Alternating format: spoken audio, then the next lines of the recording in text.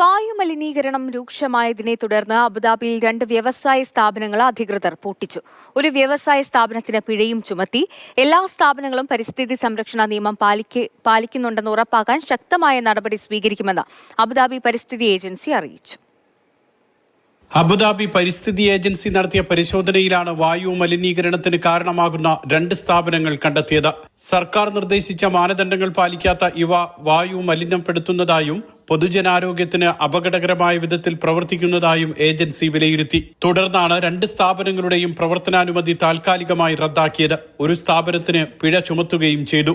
Air quality monitoring സ്റ്റേഷനുകളിൽ നിന്നുമുള്ള റിപ്പോർട്ടുകളുടെയും പതിവ് പരിശോധനാ സന്ദർശനങ്ങളുടെയും അടിസ്ഥാനത്തിലാണ് നടപടിയെന്ന് അധികൃതർ വിശദീകരിച്ചു. എമിറേറ്റിലെ എല്ലാ വ്യവസായ സ്ഥാപനങ്ങളിലും ഇത്തരത്തിലുള്ള പരിശോധനയുണ്ടാകും. പരിസ്ഥിതി സംരക്ഷണ നിയമം കർശനമായി പാലിക്കുന്നുണ്ടെന്ന് ഉറപ്പാക്കുകയാണ് ലക്ഷ്യമെന്ന് പരിസ്ഥിതി സംരക്ഷണ ഏജൻസി ക്വാളിറ്റി വിഭാഗം എക്സിക്യൂട്ടീവ് ഡയറക്ടർ എഞ്ചിനീയർ ഫൈസൽ അൽ ഹമാദി അറിയിച്ചു.